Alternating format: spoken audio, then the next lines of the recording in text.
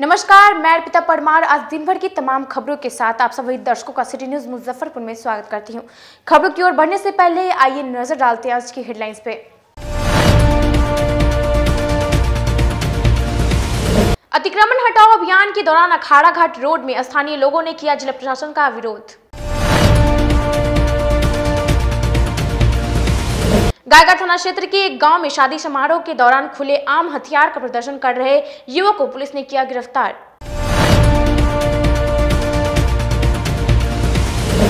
और अयरपुर थाना क्षेत्र में आपसी विवाद का निपटारा करने को लेकर थाना प्रभारी और सीओ ने लगाया जनता दरबार। तो ये थी आज की हेडलाइंस, अब खबरें विस्तार से। लगातार चौथे दिन शहर को जाम मुक्त कराने को लेकर जिला प्रशासन ने अखाड़ा घाट रोड में अतिक्रमण हटाओ अभियान चलाया। इस दौरान स्थानीय लोगों ने इसका विरोध भी किया। लंबे समय से जाम की समस्या से निजात दिलाने को लेकर पिछले कई दिनों से शहर में अतिक्रमण हटाने का अभियान चल रहा है।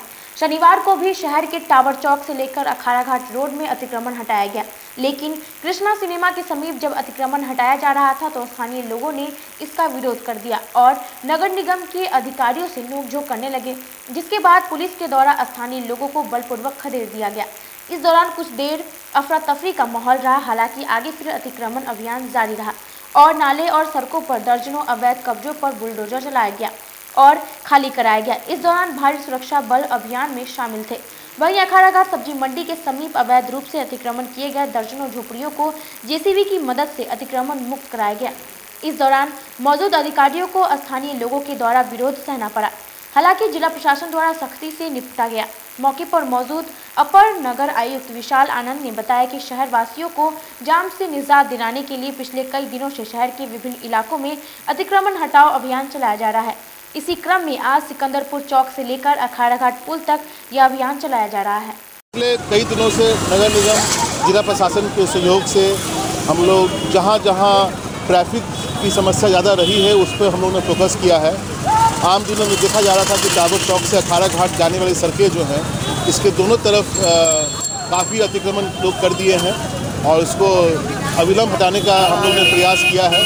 उसी के तहत आज हम लोग उस पर बड़ी कार्रवाई कर रहे हैं। आप देख रहे हैं कि काफ़ी संख्या में लोग दुकानें सड़क के किनारे बना दिए थे, जिसके कारण ट्रैफिक मूवमेंट में काफ़ी बाधाएं उत्पन्न हो रही थी। ये कार्रवाई हम लोग लगातार करते रहेंगे और पूरे शहरवासी से आपके माध्यम से हम अनुरोध करेंगे कि सड़क किनारे अतिक्रमण ना होने दें और ना खुद भी करें। ये शहर के लिए बहुत ज़रूरी है क्योंकि सड़क जो है आम लोगों के लिए है और किसी भी प्रकार की अगर सड़क में मूवमेंट में कोई समस्या आती है इसकी परेशानी सभी को होती है। सर, उन लोगों के लिए क्या संदेश रहेगा जो लोग अतिक्रमण हटाने के बावजूद भी दोबारा से लगा? ये हम लोग बार बार कह रहे हैं कि ये एक बार हटाने का मतलब ये नहीं हुआ कि आप दोबारा लगा देंगे।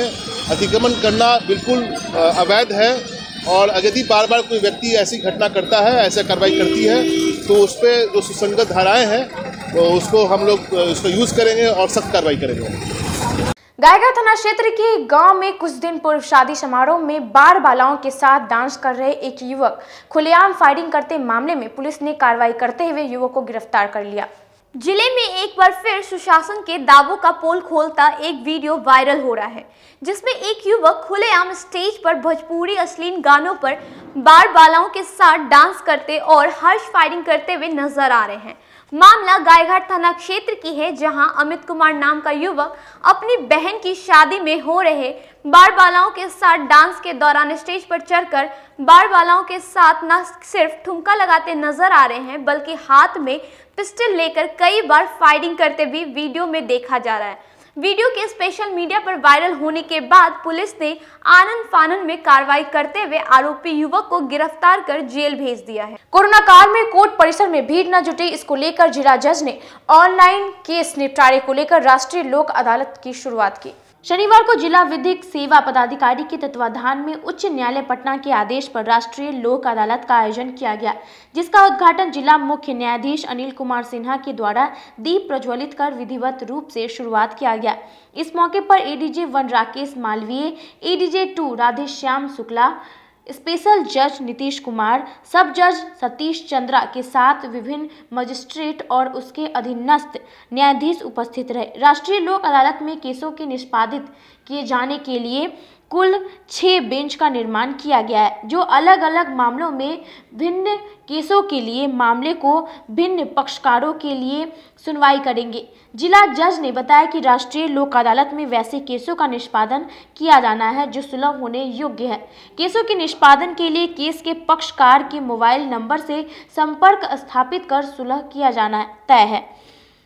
राष्ट्रीय लोक अदालत में बैंकिंग, वित्तीय संस्थाओं, बिजली, पारिवारिक वाद विवाद और सिविल से संबंधित मामलों का निष्पादन किया जाना है, जिसमें केस के पक्षकारों को बिना कोर्ट आए ऑनलाइन केस का सुलह किया जा सकेगा। कोरोना काल में कोर्ट में भीड़भाड़ कम हो, जिसको लेकर माननीय उच्च न्यायालय के द्वारा केसों के त्वरित निष्पादित किए जाने के लिए आदेश दिया गया है, जिसकी आज विधिवत शुरुआत हो गई है। बिहार राज्य में ई लोक अदालत का ये पहली बार इसका आयोजन किया गया है और ये आयोजन माननीय उच्च न्यायालय के निर्देश के अनुसार शुरू हुआ है। बिहार में सभी जगह आज ये हो रहा है और इसके लिए एक क्षमा NGO है, वो भी हम लोगों को सहयोग कर रही है। इसके अंतर्गत हम लोग पहले केस को आइडेंटिफाई करते हैं कि कौन सा केस सुलह होने योग्य है, उसको आइडेंटिफाई करके उसके जो भी पक्षकार हैं उसका मोबाइल नंबर हम लोग उसमें से अभिलेख में से रिकॉर्ड में से निकालते हैं और उनसे संपर्क स्थापित करते हैं और उनको समझाते हैं ऑनलाइन। इसमें उनको सशरीर आने की आवश्यकता नहीं है। उनके मोबाइल नंबर पर हमारे सचिव जो हैं और क्षमा के जो हैं सबके कोऑर्डिनेशन से दोनों पक्षकार से हम लोग बात करते हैं और उनको समझाते हैं और इस तरह वो दोनों पक्षकार को राजी होने पर वो उनका हम लोग डाटा तैयार कर लेते हैं और उसके बाद जो अवार्ड बनता है, अवार्ड बन करके उन्हीं शर्तों पर, जिस शर्तों पर दोनों पक्षकार राजी हुए हैं, उनको पहले अप्रूवल के लिए भेजा जाता है। वो अप्रूव कर देते हैं तो उसको उस पर उनका डिजिटल सिग्नेचर लेकर के अवार्ड उनको फिर ईमेल के द्वारा भेज दिया जाता है। उल्लंघनीय वाद और जो भी सिविल नेचर के जो भी केसेज हैं, है ना, जिसमें क्लेम केसेज हैं, इलेक्ट्रिसिटी के केसेज हैं, BSNL के केसेज हैं और जो पेटी ऑफेंसेज हैं, बैंक के केसेज हैं, ये सारे केसेज हम लोगों ने इस बार लिया है और जो सुलहनीय है। अंडीगोला स्थित नाला निर्माण कार्य के निरीक्षण के लिए पहुंचे नगर विधायक विजेंद्र चौधरी ने जल निकासी को लेकर निगम अभियंता और ठेकेदार को आवश्यक निर्देश दिए। अंडीगोला रोड में चल रहे नाला निर्माण कार्य का निरीक्षण के लिए पहुंचे नगर विधायक विजेंद्र चौधरी और निगम के अभियंता। इस दौरान नगर विधायक ने चल रहे नाला निर्माण कैसे की जा रही है, साथ ही इन नालों से पानी की निकासी को लेकर अभियंता से जानकारी ली। साथ ही नाला निर्माण कर रहे ठेकेदारों को पानी निकासी को देखते हुए नाला निर्माण करने का निर्देश भी दिया। नगर विधायक विजेंद्र चौधरी ने कहा कि शहर में जल निकासी को लेकर लगातार काम किया जा रहा है और जहाँ निर्माण किए जा रहे हैं वहाँ निरीक्षण भी किया जा रहा है। यहाँ के लोगों ने बुलाया था कि नाली जो बना है उसमें कुछ कमी लग रही है, तो यहाँ के लोगों से बात कर रहे हैं, उसका समाधान निकालने का प्रयास किया जा रहा है। नाले को लेकर खासकर शिकायत मिलते रहती है, उसको लेकर के हम लोग बड़े अधिकारी से बातचीत कर रहे हैं और उसको पहले ही सुधार कर दिया जाए, ऐसा व्यवस्था। बागेश्वरी मुखवदीर आवासीय विद्यालय में आलोक जी परिवार की ओर से कंबल का वितरण किया गया। चैंपियन स्कूल के समीप बागेश्वरी मुखवदीर आवासीय विद्यालय में आलोक जी परिवार की ओर से दिव्यांग बच्चों के बीच कंबल वितरण किया गया। इस कार्यक्रम में संस्था के सभी सदस्य शामिल हुए। आलोक जी परिवार की ओर से प्रत्येक वर्ष यह कार्यक्रम किया जाता है। संस्था के अध्यक्ष ने बताया कि अत्यधिक ठंड को देखते हुए इस विद्यालय के सभी दिव्यांग छात्रों के बीच कंबल का वितरण किया गया है। आज बागेश्वरी मुखवदीर विद्यालय में दिव्यांग बच्चों के बीच बढ़ती ठंड को देखते हुए आलोक जी परिवार की ओर से आलोक जी परिवार के संस्थापक आलोक बाबा, साकेत शुभम जी, हमारे संजय जी, अमित जी, पिंसु मोदी जी, हम लोग सबों ने दिव्यांग बच्चों के बीच, प्रशांत जी, हम सबों ने दिव्यांग बच्चों के बीच कंबल वितरण किया और बच्चे इस ठंड को देखते हुए सुरक्षित रहें और कोरोना भी है और ठंड भी है, इसमें हमें एहतियात बरतना है और इसके तहत कंबल वितरण का कार्य किया गया। अब वक्त हो चला है एक छोटे से ब्रेक का। कहीं में जाइए, देखते रहिए city news Muzaffarpur. Career achievers आपके विश्वास पर खरा उतरने वाला कोचिंग संस्थान है। हमारे यहाँ मेडिकल, IIT, JEE तथा तथा फाउंडेशन की तैयारी भी कराई जाती है। इसके अलावा exclusive batch JEE mains advance की भी क्लासेस चलाई जाते हैं। छात्र छात्राओं को 100% स्कॉलरशिप की भी व्यवस्था है। यहाँ से कितने छात्र छात्राएं सफलता की सीढ़ी चढ़ चुके हैं। Classes taken by top mentors, तो हमारे यहाँ अवश्य पधारें। तो हमारा पता याद रखें, हमारा पता है career achievers Mithanpura near north point school और हमारा कॉन्टेक्ट नंबर है 8002479735 या फिर आप हमें कांटेक्ट कर सकते हैं 8877430251 पर। सबसे बड़ी बात तो ये है कि हम चाहते हैं कि हमारे इस मिशन में हमारे बच्चे गंगा पार करके उस पार नहीं जा पाए। यही नहीं, मिशन तो तब सक्सेसफुल होगा जब गंगा पार के बच्चे यहाँ एडमिशन लेने के लिए मार करेंगे। इसी आशा के साथ इंस्टीट्यूट तो हम लोग चला रहे हैं, अपने बच्चों को खुश करने की कोशिश कर रहे हैं। बच्चों को मैंने यही कहा है, तुम अपना समय दो, मैं तुम्हें आसमान की बुलंदियों पर पहुंचा दूंगा। मुजफ्फरपुर की शान और अपने कलाकृतियों से बॉलीवुड के स्टारों में अपनी पहचान बना चुका बाबा की दुकान लहठी भंडार पिछले 50 वर्षों से आपके पसंद का ख्याल रखती है। यहाँ से लाह की बहुरानी सेट बॉलीवुड की स्टार ऐश्वर्या राय ने अपनी शादी में पहनी थी। यहाँ से राजनीतिक गलियारों के नामचीन चेहरों की दुल्हन भी सजी थी। हमारे यहाँ शादी सेट, बहुरानी सेट, जयमाला सेट, लाह के फैंसी आइटम कुशल कारीगरों द्वारा निर्मित कराई जाती है। इसके अलावा चूड़ा सेट, कंप्यूटर चूड़ा, कुंदन चूड़ा, वाटरप्रूफ चूड़ा, चुंदरी 3 बुंदिया, बंग बंगरी, हिंगलू, तात चूड़ा, जंगली चूड़ा का भी निर्माण अपने कारीगरों द्वारा कराती है। यही नहीं, लाह से बनी कान का टॉप्स, रिंग, नथ, गला का हार, मांग टीका, पेन स्टैंड, हाथी, बिछिया, ग्लास, करा भी बनाती है। तो एक बार हमारे यहाँ अवश्य पधारे। बाबा की दुकान लहठी भंडार, इस्लामपुर, मुजफ्फरपुर। हमारा कांटेक्ट नंबर है 9308620444। 40-50 साल से जो हमारी दुकान है, ये बाबा की दुकान लहठी भंडार, समझे ना, पुश्तैनी हम लोग का काम ही है। और हमारे यहाँ जो है जितने भी है, जैसे कि ऐश्वर्या राय के यहाँ लहठी गया, हमारा सचिन के यहाँ गया है, और आपके जो है तेज प्रताप से अभी लालू प्रसाद के लड़के की शादी हुई है, उसमें भी लहठी भेजा गया था।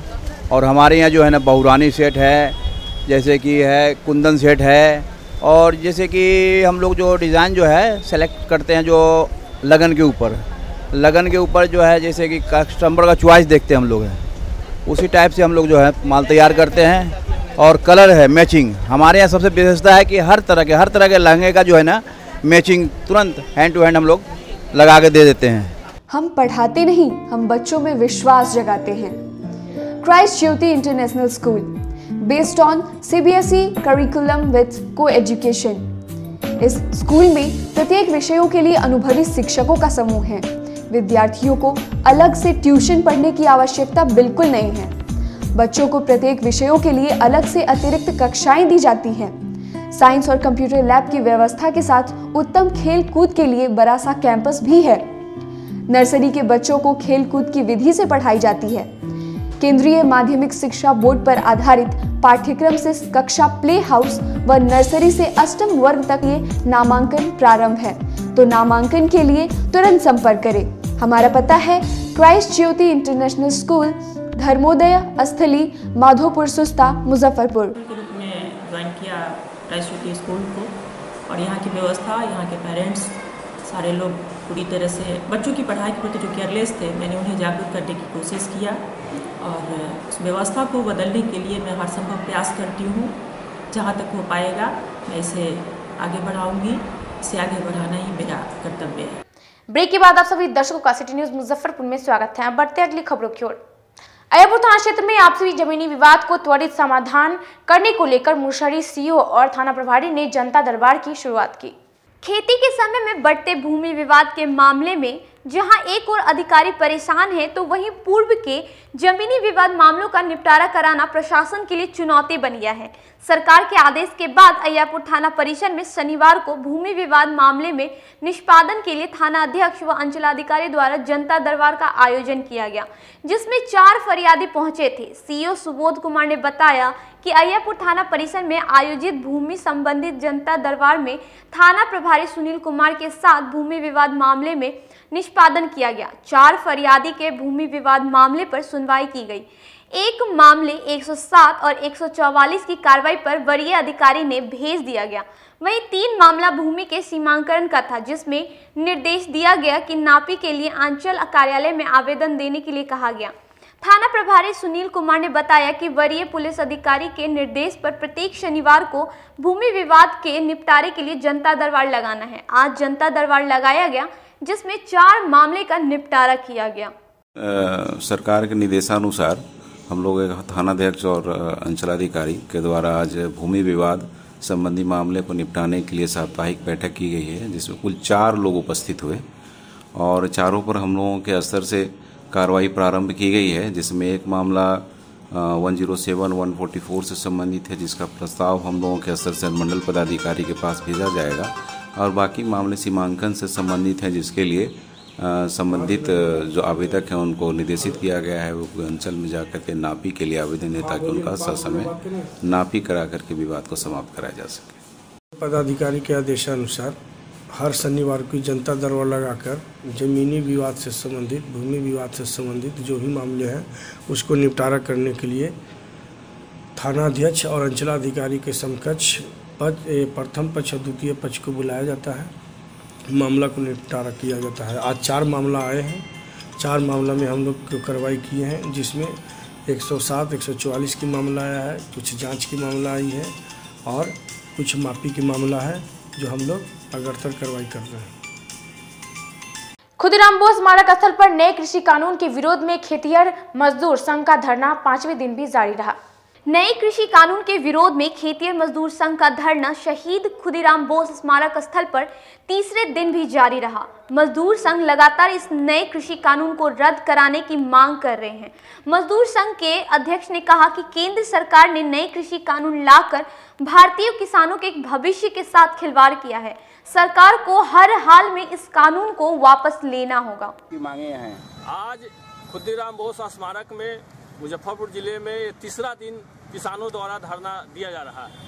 हमारी मांग है जो 3 काला कानून किसान विरोधी जो पारित हुआ है उसको वापस लिया जाए, जो बिजली बिल 2020 कानून लाया गया है उसको वापस लिया जाए, जो किसान आंदोलन चल रहा है उसके समर्थन में हम लोग धरना दे रहे हैं। ये तीनों कानून किसान विरोधी है। ये कानून आने से जमाखोरी बढ़ेगी, इस कानून से पूंजीपतियों का लाभ होगा, किसानों का लाभ नहीं होगा। आज किसानों की स्थिति है जो लागत मूल्य भी उनको नहीं मिल पाता है।